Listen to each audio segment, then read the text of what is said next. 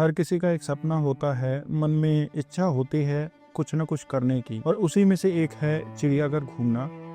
जब हम बच्चे होते हैं और हमको जानवरों के बारे में पहली बार पता चलता है, तो हमारे मन में बहुत एक्साइटमेंट होती है उन्हें देखने की। और आपको याद होगा, जब भी कभी अपने रास्ते में या अपने घर के पास कोई हाथी वाला या भालू वाला आता था, तो हम कैसे भाग के उसको देखने के लिए जाते थे। हम सब के अंदर एक डिज़ायर होती थी उनको देखने की। और ऐसा ही मेरे साथ भी होता था। जब मैं स्कूल में था तो कई बार स्कूल की ट्रिप गई चिड़ियाघर देखने के लिए, लेकिन मैं कभी नहीं गया। उसके बाद कॉलेज में आते ही इंटरेस्ट बदल गया, और जब प्रोफेशनल लाइफ शुरू हुई तो काम से ही फुर्सत नहीं मिली। पर आज मैंने खुद के लिए टाइम निकाला और मैं चला आया दिल्ली के फेमस चिड़ियाघर, जो कि सुप्रीम कोर्ट मेट्रो स्टेशन के पास पड़ता है, ब्लू लाइन पे। और आप यहाँ शेयरिंग ऑटो लेकर आ सकते हो। जवाहरलाल नेहरू स्टेडियम से आपको शेयरिंग ऑटो नहीं मिलता, तो बेटर है आप सुप्रीम कोर्ट आए, और यहाँ से आपको ज़्यादा सस्ता पड़ेगा। यहाँ तक तो सब ठीक था, लेकिन जैसे ही मैंने जू घूमना शुरू किया तो मेरे सामने वो डार्क साइड निकल के आई, जिसको देख के मेरे पैरों के नीचे की ज़मीन निकल गई।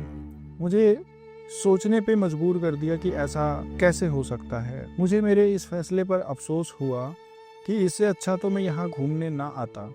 मैंने यहाँ इतनी भीड़ देखी लोगों की जो जू को देखने के लिए आए हुए थे, लेकिन जो मुझे फील हुआ बहुत कम लोगों को फील होता होगा।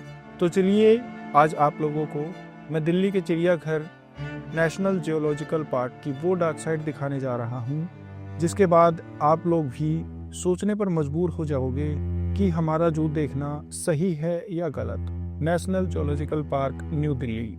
मेरे बाकी के ब्लॉग्स के जैसे मुझे लगा था कि ये ब्लॉग भी इंफॉर्मेशन से भरा हुआ होगा, लेकिन इंफॉर्मेशन का तो पता नहीं, पर दिल ज़रूर भर गया।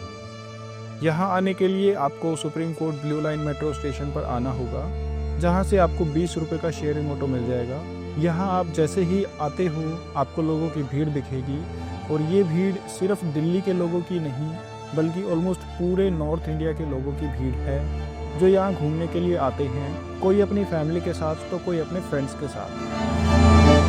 एंटर करने के बाद आपको राइट साइड में एक बहुत बड़ा कैफेटेरिया दिखेगा,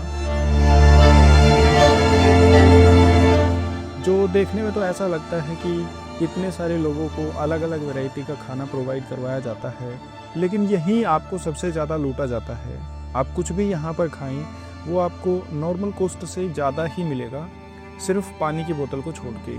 अगर ये हाई प्राइस आपको पहाड़ों में देखने को मिले, जो बहुत ही ज़्यादा रिमोट लोकेशन पे हों, तो समझ आता है, लेकिन एक्स्ट्रा प्राइस आपको ऐसी लोकेशन पे देखने को मिलते हैं जहाँ यही चीज़ें आपको बेहद सस्ते दामों पर मिल सकती है। तो खेल यहीं से शुरू हो जाता है। दिल्ली अपने आप में सस्ती चीज़ों के लिए मशहूर है, लेकिन आप दिल्ली के किसी भी टूरिस्ट स्पॉट पर जाएं, आपको ये हाई प्राइस मिलेंगे ही मिलेंगे। फिर चाहे ऑटो का किराया हो, खाने की कोई भी चीज़, पहनने के कपड़े, डेकोरेशन का सामान या कुछ और भी, सब कुछ आपको नॉर्मल प्राइस से ज़्यादा मिलेगा। यही है स्कैम। पर ये सब यही नहीं रुकते। इसको करने के लिए कितना बड़ा सेटअप बनाया गया है, और इस सेटअप की सज़ा कौन काट रहा है, और कौन इस सेटअप का सबसे ज़्यादा फ़ायदा उठा रहा है, आपको आगे पता चलेगा। 80 रुपये की टिकट, अंदर जाने के लिए लंबी लंबी लाइन, अंदर जाने के बाद आपको मेट्रो की सर्विस देना, जिसके लिए अलग से आपको 85 रुपीज़ देना पड़ेगा।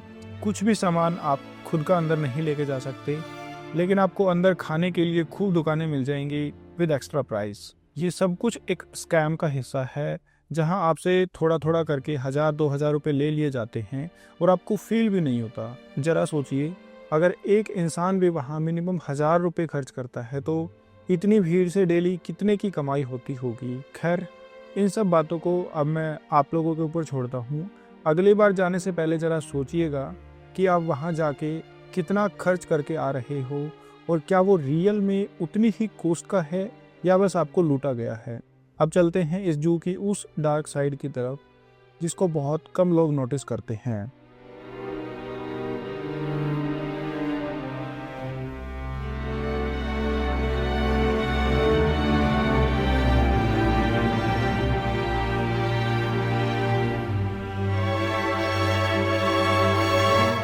अब मैंने इतने जू तो नहीं देखे, और शुक्र करता हूँ भगवान का कि अगर जू ऐसे होते हैं तो मैं दोबारा लाइफ में कभी ना आऊँ। यहाँ आपको 2 तरह के लोग मिलेंगे। पहला, शो ऑफ करने वाले लोग जो यहाँ से वीडियोस और फोटोज़ खींचकर अपने व्हाट्सएप और इंस्टाग्राम पर पोस्ट करेंगे अपना लाइफस्टाइल शो करने के लिए। दूसरे लोग मेरे जैसे जो वहाँ व्लॉग बनाने के लिए जाते हैं, पर वो सब नहीं दिखाते जो मैं आप लोगों को दिखाऊंगा। वो बस उतना ही दिखाते हैं जिससे लोग एंटरटेन हों और ज़्यादा लोग देखने के लिए वहाँ जाएं। सबके हाथ में आपको कैमरा दिखेगा, कोई फ़ोटो लेता मिलेगा तो कोई वीडियो बनाता मिलेगा। हम लोग बहुत ज़्यादा ऑफेंड हो जाते हैं जब हम कुछ भी गलत होता देखते हैं किसी भी जिंदा चीज़ के साथ, लेकिन यहाँ हम लोग आंख बंद करके घूमते हैं और वापस आ जाते हैं।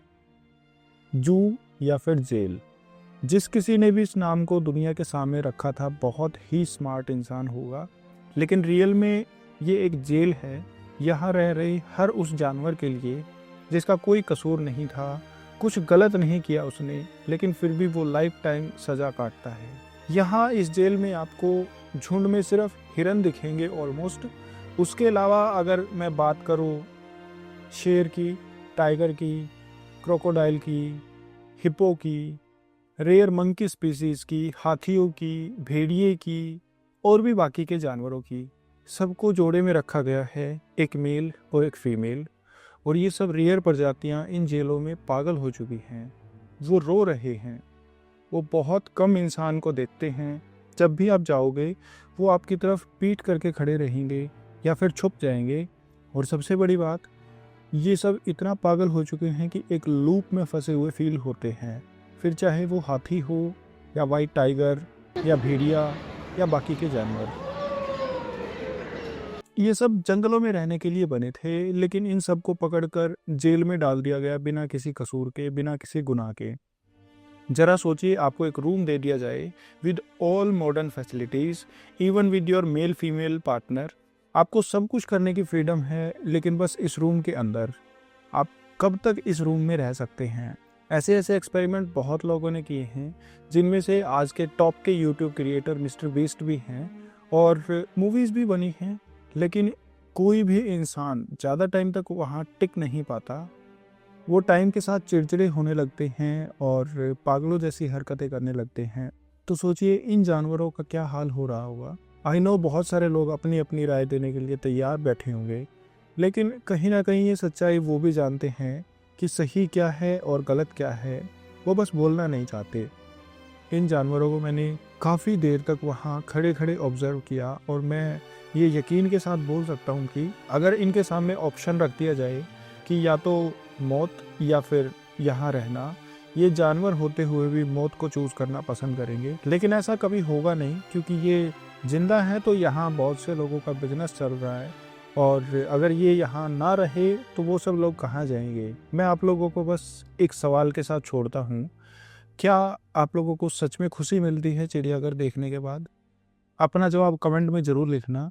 Thank you.